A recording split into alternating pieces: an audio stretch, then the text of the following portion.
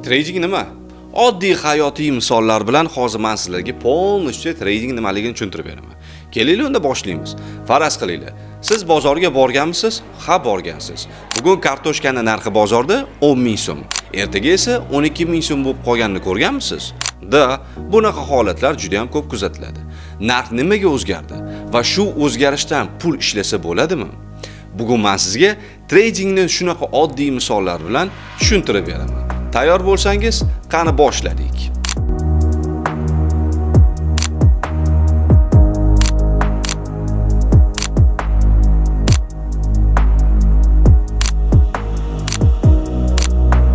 Bozor nima? Real misollar bilan tushuntirishni boshlaymiz. Bozor bu sotuvchi va xaridor uchrashadigan joy hisoblanadi. Masalan, siz bozorga bordingiz, kartoshka narxi 10 ming so'm. Ertasi kuni yana bordingiz, narxi esa 12 ming so'm bo'lib turibdi.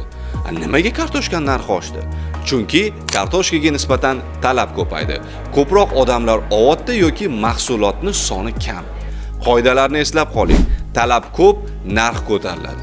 Talab kam, narx tushadi. Bu bozorning eng asosiy qonuni hisoblanadi. Tradingni shu oddiy misollar bilan aytadigan bo'lsak, faraz qiling, siz kecha kartoshkani 10 ming so'mdan oldingiz. Bugun esa 12 ming so'mga sotildi.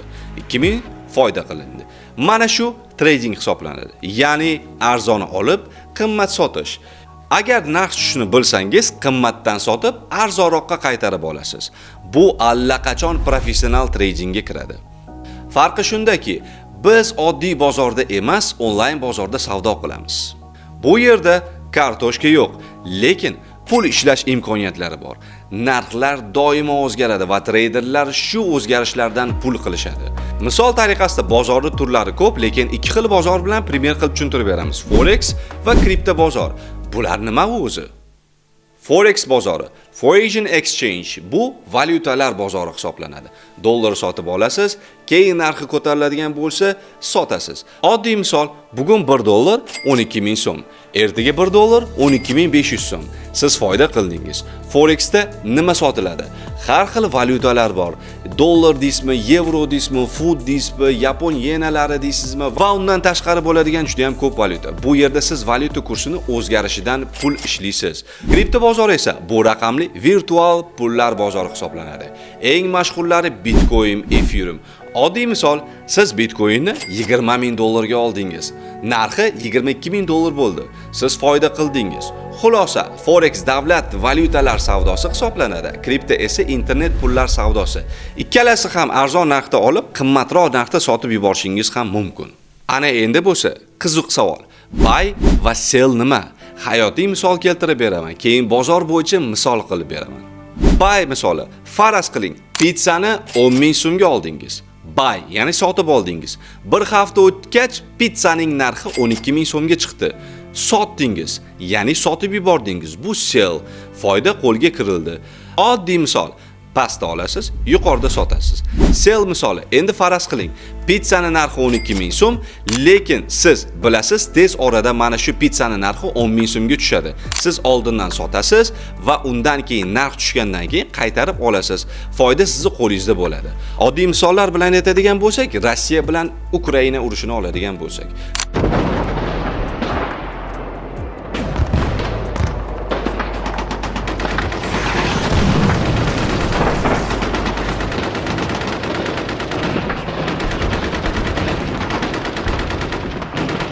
Rossiya bilan Ukraina urush boshlanganda neftning narxi 100 dollardan baland bo'lib ketdi bir baryalni. Bunaqa holatda treyderlar nima qiladi? Holatni ko'radi va neftga qarab narxi tushishini oldindan bilishadi. Sekin holatlar tinchishni boshlayapti va neftning narxi tushyapti. Shunaqa paytda treyderlar nima qiladi? Neftning narxini sotib yuborishadi. 100 dollar turgan neftning narxi hozirgi kunda 60 dollarga tushib ketgan. Bu nimani hisobiga? Sell pozitsiyani ishlashini hisobiga.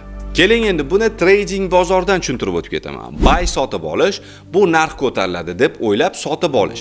Ya'ni siz past narxdan olasiz, yuqori narxda sotib yuborasiz. Misol tariqasida Bitcoinning narxi 20 ming dollarligida siz sotib oldingiz. Hozirgi kunda Bitcoinning narxi 66 ming dollargacha chiqib ketdi. Siz foydadasiz. Nimani hisobiga? Buy'ni hisobiga. Sell bu sotish. Bu biroz boshqacha ishlaydi bozorda. Siz yuqori narxda sotasiz, keyin past narxda qaytib olasiz. Misol tariqasida siz Bitcoinni 22 ming dollarda sell pozitsiyaga ishladingiz va Bitcoinning narxi 20 ming dollarga tushib ketdi. Siz 2 ming dollar foyda qildingiz. Ana endi eng qiziq savollardan bittasi. Tradingni boshlash uchun nech pul kerak? Hop endi kelinglar.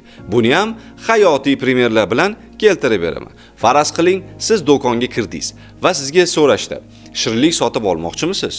Endi faraz qilinglar, sizda 10 ming so'm bor va siz mana shu 10 ming so'mga bitta dona shirinlik olasiz. Ana endi faraz qiling, sizda 50 ming so'm bor. Mana shu 50 ming so'mga esa 5 ta dona shirinlik olishingiz mumkin. Agar sizda 100 ming so'm bo'ladigan bo'lsa, mana shu 100 ming so'mga 10 ta shirinlik olishingiz mumkin. Trading ham shunday. Siz boshlash uchun kichik summa bilan ish boshlasangiz ham bo'ladi. Bu sizga tajriba beradi. Kichik summa bilan boshlasangiz, xatolardan katta zarar ko'rmaysiz. Katta summa bilan boshlasangiz imkoniyatni keng, lekin xavf ham oshib ketadi. Oddiyroq qilib aytadigan bo'lsa, qancha pulingiz bo'ladigan bo'lsa, shu pullar bilan boshlashga harakat qilinglar. Kichkinadan boshlaylik iloji boricha. Bu narsa xavfsiz va aqlli yo'l hisoblanadi. Xo'p, endi qaranglar. Bozorni primer holatida pullar bilan ko'rsatib beraman. Minimal boshlash uchun 200-300 dollar bilan boshlasa bo'ladi, lekin risk juda ham yuqori bo'ladi. Foyda kichkina bo'ladi. Ko'proq o'rganish uchun bu bosqich tajriba hisoblanadi. O'rtacha start esa 400 dollardan 600 dollargacha bo'ladi. Eng ko'p boshlovchilar shu yo'l bilan kiradi. Riskni boshqarish mumkin, lekin sekin-sekin foyda qilib, psixologiyani shakllantirish uchun ideal start hisoblanadi. Eng yaxshi startlardan bittasi 1000 dollarlik start hisoblanadi. Nimani hisobiga? Bu darajada risk pastroq bo'ladi, boshqaruv zo'r bo'ladi, foyda sezilarliroq bo'ladi va professional bo'lishga yaqinlashasiz. Eng katta xato ko'p pul bilan kirsam tez boyib ketaman degan tushuncha. Yo'q, noto'g'ri. Agar bilim bo'lmasa 100 dollar ham, 1000 dollar ham, hattoki 10 ming dollar ham yo'q bo'lib ketishi mumkin. Eng to'g'ri yo'l birinchi holatda demo hisoblarni o'rganib chiqish kerak. 200-300 dollar bilan boshlash kerak agar real shotda kirganida. Tajriba o'sgach pulni ko'paytirishni o'rganish kerak. Aytgancha, demo haqida qisqacha gapirib o'tib ketdim, lekin juda ko'p insonlar, boshlanayotgan treyderlar demo nimaligini bilmaydi. Ana endi kelinglar, demo va real farqini ketma-ketliklar bilan tushuntirib beraman. Tasavvur qiling, siz kompyuter o'yinida poyga o'ynayapsiz. Devorga urildingiz.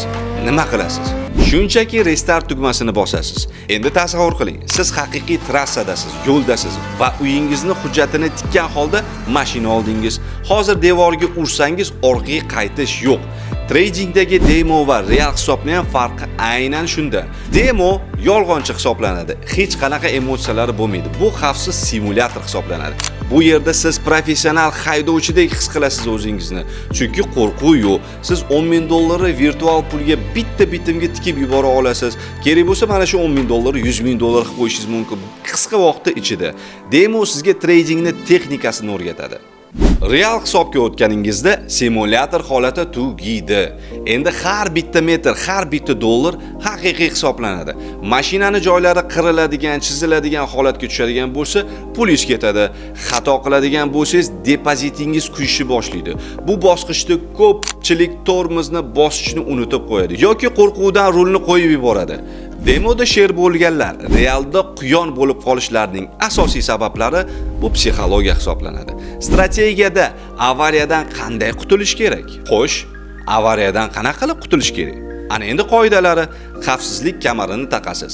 Haqiqiy mashinada kamarsiz yurmaganingizdek, realda ham stop losssiz savdo qilmaysiz. Demoda 100 ming dollar bilan ishlagan bo'lsangiz, realda 100 dollar bilan boshlang. Avval kichik depozitlarga ko'niking, hissiyotni o'chiring. Mashina haydayotganingizda yig'lamaysiz-ku, to'g'rimi? Tradingda ham xuddi shunaqa. Reja bo'yicha savdo qilishga harakat qiling. Do'stlar, simulyator sizlarni haydashga tayyorlaydi, lekin faqat real yo'l sizni haydovchi qiladi. Agar realga o'tishga qo'rqayotgan bo'lsangiz, demak hali simulyatorlarni yaxshi o'rganmagansiz. Sizda qaysi biri ko'proq? Demodagi soxta foydami yoki realdagi achchiq tajribalarmi? Izohlarda bu narsalarni kutib qolaman. Real pul ishlash uchun eng muhim narsa bu psixologiya va risk menejment qonun-qoidalari hisoblanadi. Ana endi kelinglar, Boytepada stop loss va take profitlar bo'yicha qisqacha ma'lumot bergan edim. Stop loss va take profit haqida tushuntirib o'tib ketaman. Profit nima? Tradingda hamma pul topishni xohlaydi, lekin nimaga juda ham ko'p insonlar pul yo'qotadi? Chunki ularda tormoz yo'q, ya'ni stop degan narsa yo'q. Bugun sizga tradingning eng muhim ikkita instrumentini, stop loss va take profitni hayotiy misollar bilan tushuntirib berishni boshlayman. Buni tushunmasangiz, bozor sizni shirinlik qilib yeb yuboradi. Take profit nima u? Take profit bu qachon to'xtashni bilish. Hayotiy misollarga keladigan bo'lsak, tasavvur qiling. Siz 10 ming so'mga bitta shirinlik sotib oldingiz. Maqsadingiz uni qimmatroq sotib foyda qilish. Siz o'zingizga aytdingiz, agar bu shirinlikning narxi 12 ming so'mga chiqadigan bo'lsa, men uni sotib yuboraman. 2 ming so'm foyda olaman. Narx 12 ming so'm bo'ldi, siz uni sotdingiz. Bo'ldi. Foyda cho'nchagingizda. Take profit bu sizning qanoatingiz. Ya'ni narx yana ko'tarilishini kutib o'tirmasdan belgilangan foydani olib chiqib ketish hisoblanadi. Ana endi stop lossga keladigan bo'lsak, avariyadan qochish. Lekin bozor har doim siz xohlagandek tepaga ketmaydi. Shirinlikning narxi tushishni boshladi deylik. Siz aytdingiz, agar narx 8 ming so'mga tushsa, mana shu shirinlikni darhol sotib olaman dedingiz. Nimaga? Chunki narx 5 ming so'm yoki 2 ming so'm bo'lib ketishi mumkin-ku, to'g'rimi? Hech kim bilmaydi narx nima bo'lishini. 8 ming so'mga sotib yuboradigan bo'lsangiz, siz bor yo'g'i 2 ming so'm zarar ko'rasiz. Lekin bor pulingizni saqlab qolasiz. Stop loss bu sizni xavfsizlik kamaringiz hisoblanadi. U sizni bankrot bo'lishdan qutqarib qoladi. Nimaga bu kalasi shart? Take profit qo'ymaydi. Narx ko'tariladi, juda katta foydaga chiqadi. Misol tariqasida 10 ming so'mlik narsaga 12 ming so'm olsa o'zi qoniqadi. Lekin 15 ming so'm, 17 ming, 20, 25 ming so'mga chiqadigan bo'lsa ham olmaydi va vaholanki vaqt o'tgan sari nolga aylanib qolishi mumkin. Aynan mana shu holat. Lekin stop lossga keladigan bo'lsak, narx tushib ketadi. U hozir qaytadi deb duoda o'tiradi agar noto'g'ri stop loss qo'yadigan insonlar bo'lsa. Agar umuman qo'ymaydigan insonlar bo'ladigan bo'lsa, bor pulidan ayrilib qolishi mumkin. Bu stop loss bizga juda ham kerakli bo'lgan instrument hisoblanadi. Professional trader bu hamma narsani biladigan odam emas. Bu o'zini foydasini va zararini oldindan belgilab qo'yadigan inson. Hammasiga qanoat qilib, rahmat deb chiqib ketadigan inson hisoblanadi. Ana endi juda ham ko'p insonlar qiynaladigan mavzularga yetib keldik. Bu nima? Bu risk management hisoblanadi. Buni endi hayotiy misollarda o'rganamiz. Faraz qiling, siz bozorga bordingiz va 100 ming so'mingiz bor. Siz bir xil shirinliklarni sotib olmoqchisiz. Risk managementsiz siz hamma pulni bitta shirinlikka sarflaysiz. Agar shirinlik narxi tushib ketadigan bo'lsa, siz barcha pulinglarni yo'qotib yuborishingiz mumkin. Ana endi qarang, risk management qonun qoidalariga amal qilgan holatda faraz qilamiz. Sizga pulingiz 100 ming so'm edi. Siz pulingizni kichik qismlarga bo'lishni boshlaysiz. 10 ming so'mlik shirinliklar har bittasi. Agar ba'zilari arzonlashib ketadigan bo'lsa ham, sizda boshqa pul qoladi. Ya'ni zarar katta bo'lmaydi. Sizda hali 9 ta imkoniyat bor. Risk management bu pulni yo'qotmaslikka va boshqarishga juda katta yordam beradigan omil hisoblanadi. Oddiy qilib aytadigan bo'lsa, qancha pul yo'qotaman degan savolingizga javobni aniqlab beruvchi struktura hisoblanadi. Eng oddiy qoida: har bitta treytga faqatgina 1%, 2% risk qiling. Misol bilan tushuntirib o'tib ketaman. Agar sizda 518 dollarlik balans bo'lsa, bitta treytga maksimal zararimiz biz 2% qo'yamiz. Qo'lda pulingizni saqlab qolish imkoniyati juda katta bo'ladi. Nimaga bu muhim? Agar riskni boshqarmasangiz, 2-3 ta xatoni orqasidan butun boshli depozitingizni yo'qotib qo'yishingiz mumkin. Agar risk management, money management qonun qoidalariga amal qiladigan bo'lsangiz, 10 ta xato qiladigan bo'lsangiz ham o'yinda bo'lasiz. Ya'ni sizga hali ham imkoniyat berilgan bo'ladi. Risk reward nima? Bu stop loss va take profitga nisbati. Masalan, risk $10, foyda $20. Ya'ni 1:2 ratio, ya'ni 1:2 ratsiya hisoblanadi. 10 ta tradedan 5 tasi foyda bo'ladigan bo'lsa ham, siz juda katta foydada chiqasiz. Eng katta xatolarga keladigan bo'lsa, bitta tradega katta risk qilish, stop loss qo'ymasdan ishlash yoki hozir qaytarib olaman deb yana trade ochish. Bu depozitni yo'q qilib yuboradi. Ana endi to'g'ri yondashuvlarni sekin-sekin holatda o'rganib ketamiz. Har bitta trade'ga biz kichik risk qilishimiz kerak. Stop losslarni har bitta bitimga ishlatishimiz shart hisoblanadi. Sabrsiz bo'lmasligimiz kerak. Har bitta bitimlarga sabr bilan amal qilish kerak va har bitta bitimlarimizga reja asosida ishlashimiz kerak. Ana endi qaranglar, juda ham ko'p odamlar mana shu holatlar, mana shu emotsiyalarga uchraganini hisobiga juda ham ko'p pullarni yo'qotishadi. Bu nimadan iborat? Bu sabrsizlik, ochko'zlik va undan tashqari strategiya yo'qligi, qaysidir insonlarning signaliga ishonib qolishlik. To'g'rimi? Ana endi men sizlarga nima sababdan treyderlar ko'p pul yo'qotishini tushuntirib beraman. Chunki bularning eng katta sababi bilimsizlik hisoblanadi yoki bilim olgan bo'lsa ham uni ustida ishlamaslik hisoblanadi. Undan tashqari sabrsizlik, undan tashqari qaysi signal kanallariga ulanish, undan tashqari ochko'zlik, undan tashqari revenge trading, ya'ni alam bilan kirish. Mana shu hammasi pulni yo'qotishlariga olib keladi.